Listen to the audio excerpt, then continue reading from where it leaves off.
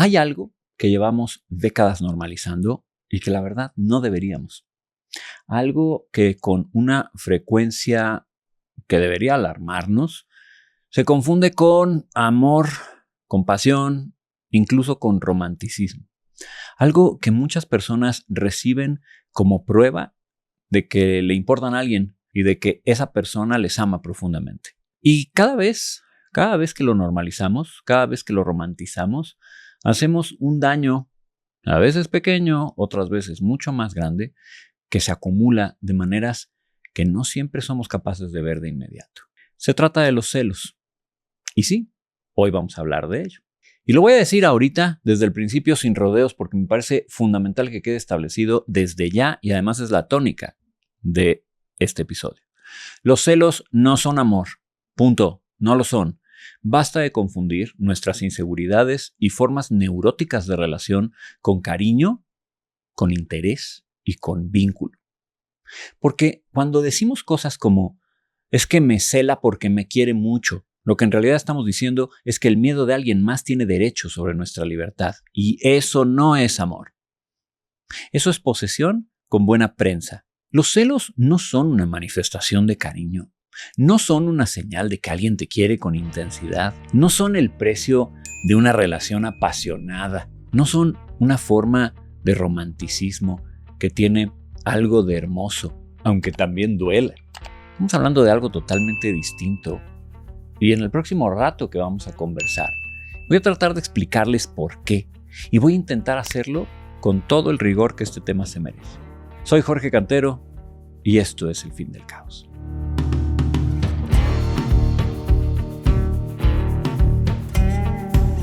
Vamos a empezar con una pregunta incómoda. ¿Cuántas veces has escuchado justamente esto? Es que me cela porque me quiere. ¿Cuántas veces alguien ha interpretado los celos de su pareja como una señal inequívoca de que esta persona está profundamente enamorada de mí? ¿Cuántas canciones, cuántas películas, cuántas series presentan los celos como una prueba relevante de amor? El protagonista pierde la cabeza por la otra protagonista, le persigue, le controla, hace escenas y eso se nos muestra como apasionante, como romántico, como la evidencia de que, no manches, la ama de verdad. Tenemos una cultura que ha idealizado la posesividad. La hemos empaquetado como pasión y en ese paquetito estamos empezando a cosechar consecuencias. Amigos, los celos no son la prueba de que alguien te quiere. Son la prueba de que alguien no ha terminado de crecer. Y sí, los celos son muy comunes. Por supuesto que sí. Son muy comunes y muy normales en cuanto a común me refiero. Tanto que probablemente en este momento, mientras me escuchas, estés pensando en alguien que los ha tenido contigo o en alguien con quien los has tenido tú o en una relación que conoces de cerca donde forman parte del paisaje cotidiano. Pero a ver, que algo sea común no lo hace saludable. El insomnio es común. La ansiedad es común. La hipertensión es común. Y a ninguno de estos les decimos, ¡ay, qué tierno que tengas insomnio! Significa que piensas mucho en mí. A ver, ¿cómo llegamos hasta aquí? ¿Cómo se nos ocurrió normalizar algo que si lo analizamos con un poco de distancia y de inteligencia, resulta bastante evidente que no tiene nada de romántico? Bueno, porque también tendríamos que entender qué es romántico, ¿no? Yo creo que tiene que ver con varias cosas que conviven entre sí. Una de ellas es la confusión entre intensidad emocional y amor. Se nos ha enseñado que el amor tiene que sentirse intensamente todo el tiempo. Que si no duele, a veces no es amor. Al menos no de verdad. Que la tranquilidad, fíjense, es sinónimo de indiferencia. Y los celos, pues son intensos. Sacuden, ocupan espacio. Así que los equiparamos con pasión. Y la pasión la equiparamos con amor. Y de pronto el celoso es el más enamorado del cuarto. Ese es el primer error. El segundo tiene que ver con una idea profundamente arraigada y errónea de que la exclusividad es el corazón de lo amoroso. Que amarte significa que solo tengo tiempo para ti. Que si te amo de verdad, cualquier cosa que se lleve, aunque sea un fragmento de tu atención, se convierte en una amenaza para mí y tengo derecho a enfrentarlo. Esa idea es, como vamos a ver en un momento, una fantasía que viene de muy atrás. Verdaderamente de muy atrás. Ahora, aquí hay una nota importante que tenemos que hacer. Y es que Por supuesto, cuando estamos hablando de una relación que está cimentada en el paradigma monógamo, sí existe una exclusividad romántica, sí existe una exclusividad de amor y sí existe una exclusividad erótica. Punto final. Sí, efectivamente, los celos son la fantasía infantil de aquel que cree que como le perteneces, no puedes tener otros afectos. Pero una cosa es tener afecto por tu trabajo, lo que haces, las personas que te rodean, tus amigos, tu familia, y otra cosa muy diferente es tener otras relaciones. Pero vuelvo a insistir, cuando estamos hablando del paradigma de relación basado en la monogamia. Si estamos hablando de otros modelos de relación, los cuales no estamos abordando aquí, bueno, la cosa por supuesto cambia y cambia bastante. Pero sí, en una relación monógama podemos y debemos esperar exclusividad erótica, romántica y afectiva. Pero eso no quiere decir que la persona es nuestra. No quiere decir que la persona se debe solamente a nosotros. No quiere decir que no puede tener ojos para nada más. Quiere decir que no se enamora, que no tiene sexualidad y que no establece relaciones románticas con otras personas. Punto. Dicho eso, bueno, podemos movernos y seguir entendiendo por dónde van los celos y por qué tienen un carácter tan infantil y tan poco elaborado. Así que, para entender los celos en profundidad, me parece que hay una distinción que no se puede esquivar y viene nuevamente, como de costumbre, del psicoanálisis. Específicamente aquí quiero hablarles un poco de Melanie Klein, que distingue de dos fenómenos que frecuentemente confundimos o que usamos como sinónimos, pero que estructuralmente son increíblemente distintos entre sí. La envidia y los celos. ¿Ok? La distinción no solamente es semántica, es clínica y profunda y dice algo importante sobre cómo funciona la mente. La envidia es una relación entre dos. Hay un sujeto y hay un objeto.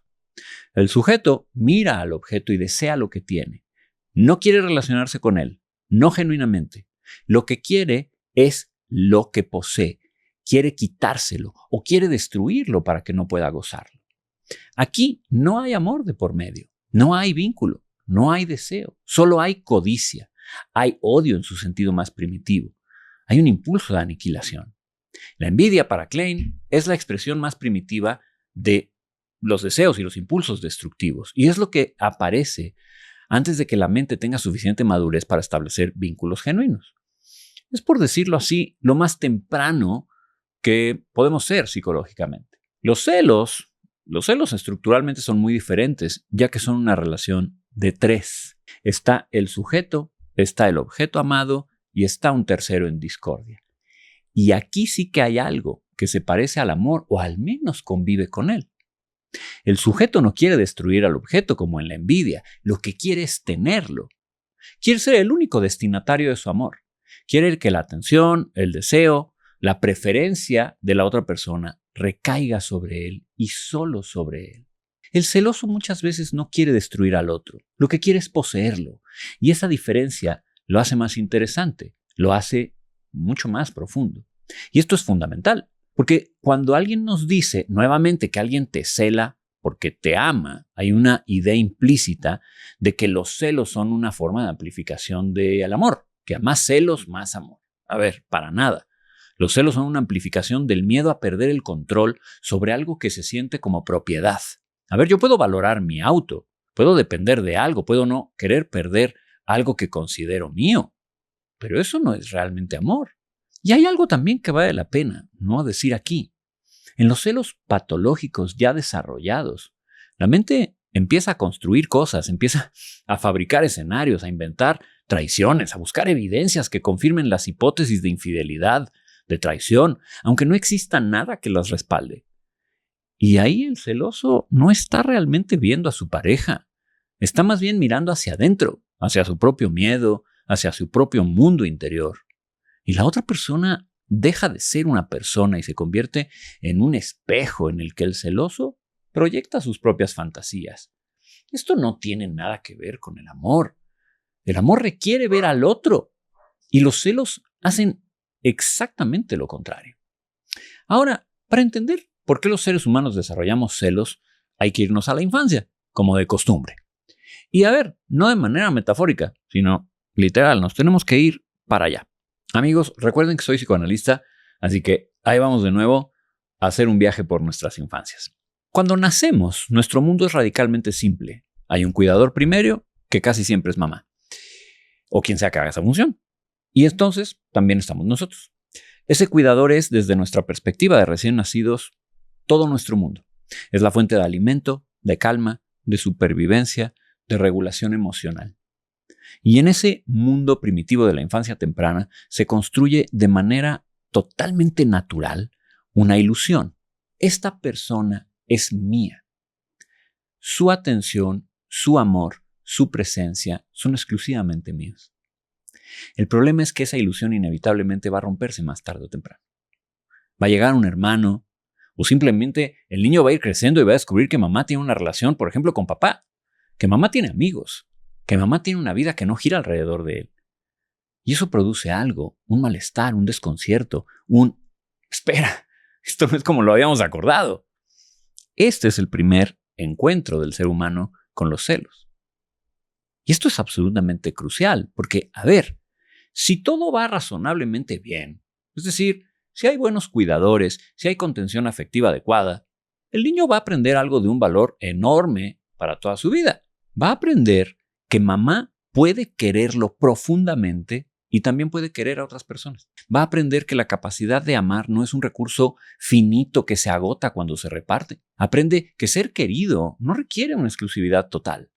Aprende, en suma, que puede coexistir con un mundo en el que él no es el único centro de gravedad afectivo de nadie. Y esa lección bien aprendida, bien integrada, es una de las bases del amor adulto saludable. El problema es cuando esa lección no se aprende, cuando la ilusión de exclusividad no se procesa, ni se tramita, ni se supera.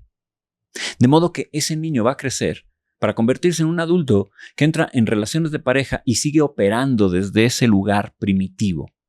Eres mío, te necesito exclusivamente. Cualquier cosa que te comparta con otros me amenaza de una manera que no puedo entender. Ahora bien, la mayoría de las veces cuando hablamos de esto, la respuesta inmediata de la gente es decir, es que los celos son inseguridad. Y a ver, tiene algo de verdad, ¿no? Tiene algo de razón. Hay inseguridad de por medio, pero la inseguridad es solamente una pequeña parte de la receta. Hay algo más que me parece igual de importante y que con bastante frecuencia se pasa por alto, y es la infantilidad no procesada. La inseguridad es una percepción negativa de uno mismo, una sensación de no ser suficiente, de no merecer, de ser reemplazable. Y eso está en los celos, desde luego. Pero la infantilidad no procesada es algo diferente. Es una falla en el desarrollo de la capacidad para relacionarse con un mundo que no gira alrededor de mis necesidades. Es no haber aprendido que el otro es un sujeto completo, con vida propia, con afectos que no me pertenecen. Y esto no es solamente que yo me sienta poca cosa, o no. Es que no he terminado de entender que el otro no es mío, que la exclusividad que exigen los celos no existe, que es una fantasía de la infancia que algunos adultos jamás lograron evolucionar. Un adulto con celos patológicos no solo está fallando en amarte, está fallando en verte como un ser humano independiente con derecho a tener una vida que no lo incluye en cada renglón. Y eso tiene historia. Siempre tiene historia, no aparece de la nada. Hay una clasificación de celos que me parece útil. A ver, no como camisa de fuerza, sino como una brújula para orientarnos cuando los celos están presentes en una relación. Y viene del mismísimo Freud, que en un texto de 1922, si no me equivoco, identificó 3 tipos de celos. Los primeros son los celos competitivos, o normales, decía él. Están vinculados a una situación real o de posible pérdida. Hay un tercero, hay una amenaza, hay algo verificable, pero no son puros, ¿saben? También incluyen cierta herida, cierta rivalidad y componentes inconscientes. Los segundos son los celos proyectados. Aquí el sujeto coloca en el otro algo que no reconoce en sí mismo. Deseos, impulsos, fantasías que no puede asumir y que entonces vigila afuera. Y los terceros, que son los celos delirantes. Aquí ya no hay contraste con la realidad. Se construye una certeza cerrada, impermeable, que no admite corrección y el sufrimiento se intensifica. Lo que me parece valioso de esta clasificación es que nos recuerda que no todos los celos tienen la misma estructura ni el mismo origen, pero los 3 comparten algo. La dificultad de aceptar que el otro es una persona completa y que tiene una vida que no me pertenece. Y a ver, ya los veo diciéndome, ¿pero qué pasa cuando tengo razón, Jorge? ¿Qué pasa cuando siento celos y efectivamente hay algo que temer? Hay algo de qué preocuparse. Descubro mentira, traición, deslealtad. Bueno, lo que pasa es que hay una confusión que aparece con cierta frecuencia y que necesitamos abordar con cuidado, ¿vale? Porque esto tiene consecuencias prácticas importantes y es la confusión que se da entre los celos y la intuición, que son realmente muy, pero muy distintos, ¿vale? Hay personas que tienen celos y los llaman intuición, y hay personas que tienen intuición genuina y se convencen de que están siendo irracionales. Y hay personas que están recibiendo los celos de alguien y son acusados de algo que no hicieron, porque quien les acusa confunde su propia patología con una percepción real. Las tres situaciones producen cosas diferentes y las tres merecen ser distinguidas con claridad. A ver, la intuición es un proceso cerebral. Es fundamentalmente inconsciente en su mecánica. Tu mente, mientras estás ocupado haciendo otras cosas, está procesando información de manera paralela. Está procesando patrones de comportamiento que a lo mejor han cambiado sutilmente, inconsistencias entre lo que se dice y lo que se hace, microexpresiones, tonos de voz, cambios en las rutinas. Y todo eso va procesándose sin que te des cuenta. Y en un momento dado, a lo mejor, tu mente te presenta una idea. Algo aquí no cuadra. No sabes exactamente qué es ni por qué, pero lo sientes en tu cuerpo con una claridad extraña. La intuición, fíjense, cuando es real, nos conduce a algo verificable. Esas sensaciones nos llevan hacia información, hacia evidencia, hacia conversaciones. Y cuando es genuina, lo que encuentras valida lo que sentías. No porque hayas imaginado nada ni porque lo hayas provocado, sino porque tu cerebro ha ido uniendo los puntos antes de que tú te dieras cuenta de qué estaba haciendo. Los celos, amigos míos, funcionan exactamente al revés. Los celos parten de una fantasía, siempre parten de una fantasía, de un escenario que se construye desde el miedo y la necesidad de control. Y después buscan evidencia para confirmarlo. El celoso realmente no está investigando, está confirmando. No busca la verdad, busca la traición. Y si no la encuentra, la fabrica. Revisa el teléfono y no hay nada. Y eso se convierte en un claro, lo borró. La historia que le cuenta a su pareja, pues tiene sentido. Y eso lo convierte en claro, tenía una coartada preparada. Pregunta con quién estuvo y puede verificarlo. Y eso se convierte en un claro, los tiene a todos comprados. El celoso, en su versión más patológica, es impermeable a la evidencia contraria. Y eso es exactamente lo opuesto de lo que hace la intuición. La diferencia práctica es esta.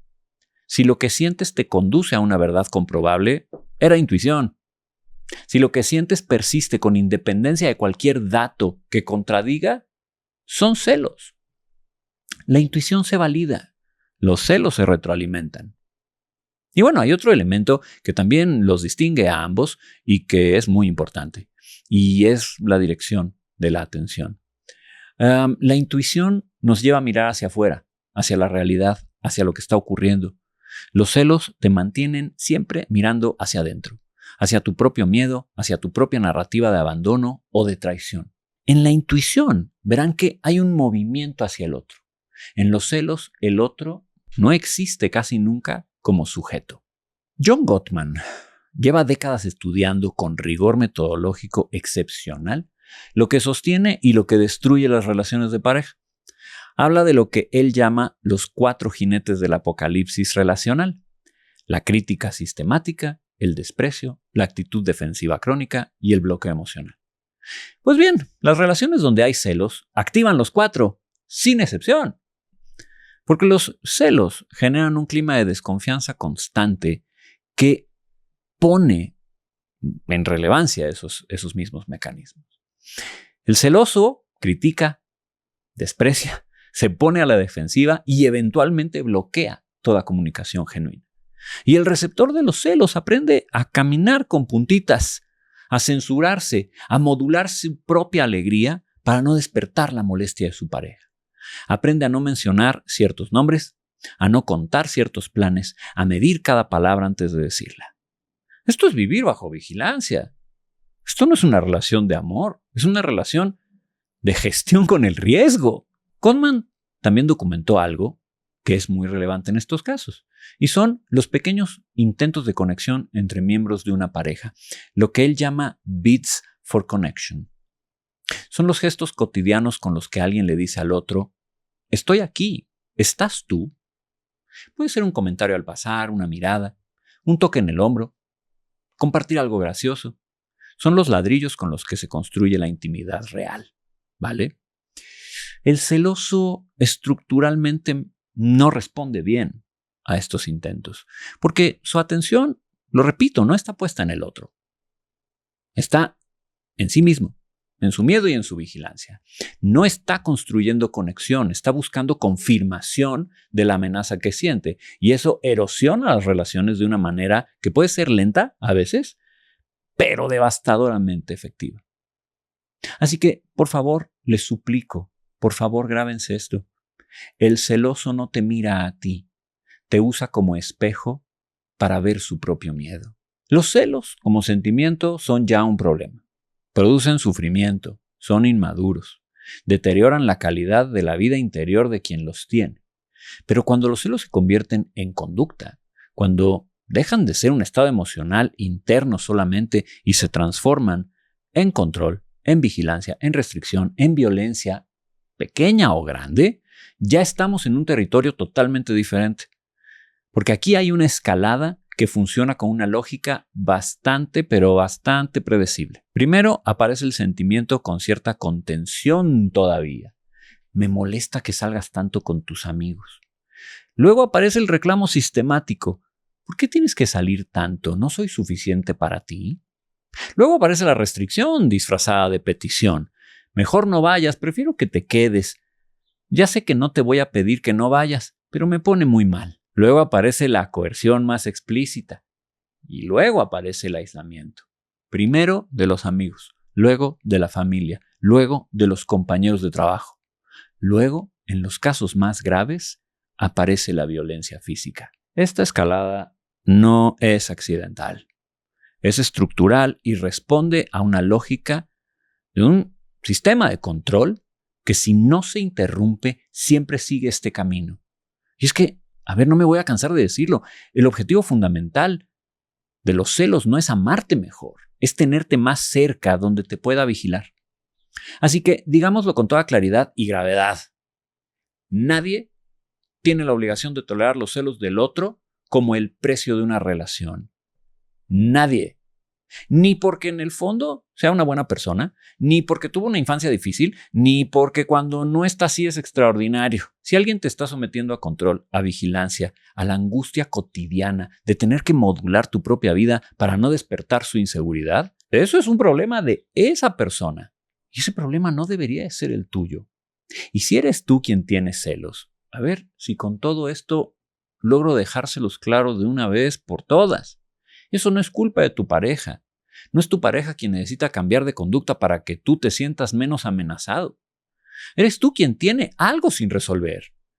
No es un insulto, es una dirección, es la única dirección que puede llevarte a algo distinto en este caso. Así que, amigos, hay una idea que me interesa muchísimo desarrollar, ¿vale? Y es que el amor real requiere libertad. No como una concesión romántica, no como una frase bonita para poner en una tarjeta. Requiere libertad en un sentido literal. La otra persona tiene que poder elegirte libremente y la elección solo es real cuando hay libertad para no elegirte. Si estás con alguien porque no tienes más remedio, porque el otro lo controla todo, porque salirte tiene un costo demasiado alto, eso no es amor. Lo que el celoso necesita, aunque rara vez pueda formularlo de esta manera, es que la otra persona lo elija libremente, pero su mecanismo para obtener eso es exactamente lo opuesto. Restringir la libertad del otro para garantizar que se va a quedar. Y al hacer eso, destruye la única cosa que realmente quería, irónicamente, ser elegido. Confundir los celos con amor es confundir la jaula con el hogar. Los dos tienen paredes, pero solo en uno hay lugar para vivir. En el budismo hay un concepto, ¿saben? Se llama alegría empática o alegría por el bien ajeno, alegría por el bien del otro. Y se trata de la capacidad de experimentar genuina alegría cuando le va bien al otro, cuando ese bien no te incluye a ti directamente, cuando, por ejemplo, tu pareja pasó una tarde maravillosa con su familia, cuando tu mejor amigo tiene un logro que no tiene nada que ver contigo, cuando alguien que amas está floreciendo en una dirección que no es la tuya. La alegría empática o la alegría por el bien ajeno es poder sentir satisfacción genuina por eso. Ahora, esa capacidad requiere algo que el celoso no tiene desarrollado: la fortaleza para no tomarte a ti mismo demasiado en serio, la seguridad suficiente para no necesitar ser el centro de cada historia, la madurez para entender que la alegría de la gente que amas no te disminuye, aunque no seas tú la causa directa. Y bueno, a ver, ¿qué se hace con todo esto? ¿Qué hace alguien que reconoce que tiene celos y quiere salir de ahí? La respuesta no es sencilla. Y no tiene por qué ser, ¿eh? Lo primero que tenemos que hacer es una pregunta honesta que merece responderse también con muchísima honestidad, con toda la que puedas. ¿Estoy construyendo en mi cabeza escenarios de traición o estoy registrando algo que realmente está ocurriendo? Esta pregunta, cuando la formulamos de manera genuina, al menos ya es un primer escenario, un primer movimiento hacia la madurez.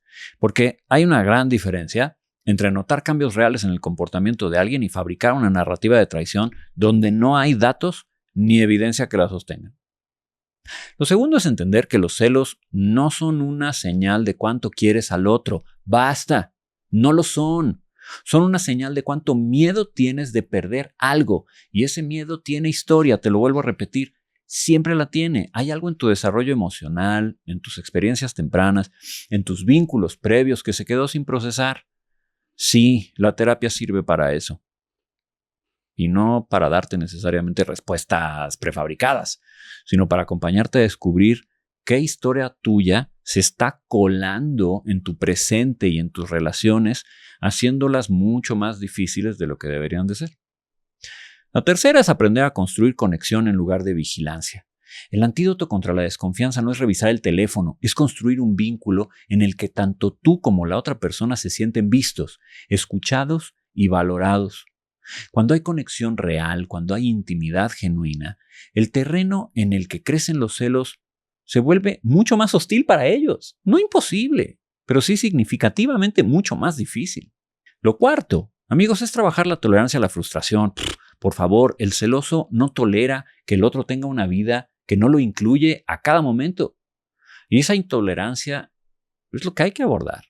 Porque querer a alguien que tiene una vida plena, una vida propia, intereses y vínculos que existen independientemente de ti, es infinitamente más grande, más rico que querer a alguien que estás reduciendo a una pequeñez chiquita para tenerla en tu zona de control. Y lo quinto, que a veces se dice fácil, pero sí que cuesta trabajo, es búscate una vida, compadre. No como evasión, como construcción. Porque la persona que tiene una vida propia, intereses propios, vínculos propios, proyectos propios, no necesita que la otra persona sea su único universo. Comparte desde ahí la riqueza que tienes con la otra persona en lugar de exigir desde el vacío. Amar es querer que el otro florezca, aunque no siempre florezca contigo. Los celos son comunes, son comprensibles en su origen. Cualquiera que haya amado a alguien tiene el material del que están hechos los celos. Porque al final todos tuvimos infancia y en algún momento todos hemos querido que alguien sea nuestro, de manera que la realidad no lo permite. Pero que sean comprensibles no los hace aceptables. Y que sean comunes no los hace inevitables. Los normalizamos porque los confundimos con pasión. Los toleramos porque los confundimos con amor. Y los reproducimos porque nadie nos enseñó con suficiente claridad que hay una diferencia enorme entre me importas tanto que me duele la posibilidad de perderte y me importas tanto que necesito controlarte para no perderte. El primero es vulnerabilidad, el segundo es posesión. Y la posesión nunca es amor, aunque durante mucho tiempo hayamos querido creer que sí. Si tienes celos, trabájalos, no como una obligación, sino como un regalo que te haces a ti mismo. El regalo de poder amar sin miedo. El regalo de poder estar con alguien que elige estar contigo, no porque no le queda más remedio, sino porque te quiere. Y si te celan, por favor recuerda que nadie tiene la autoridad moral de convertir su inseguridad en tu restricción. El amor real no necesita candados, necesita elección. Y la elección solo es genuina cuando hay libertad. Amigos, hasta aquí por hoy. No sé si les pasa, pero a mí estas conversaciones siempre me dejan con una sensación extraña, como de que avanzamos un montón y al mismo tiempo apenas estoy empezando y me quedo con miles de cosas que decir, pero ya saben que yo hablo muchísimo, así que voy a tratar de hacerlo más breve. En fin, lo importante aquí no es cerrar el tema, sino quedarnos pensando. Como siempre les digo, si algo de hoy les hizo ruido, del bueno o del incómodo, por favor compartan esto. Vamos a hacerlo circular porque estas conversaciones crecen cuando dejan de ser privadas. Suscríbanse para no perderse de ningún episodio. Síganme en Instagram, @jcanterol. Ahí está todo lo que no cabe aquí y lo que viene. Gracias por escuchar, gracias por tomarse en serio lo que hoy casi nadie se toma en serio, que es pensar. Nos vemos la próxima semana en este espacio que hacemos juntos que se llama El Fin del Caos.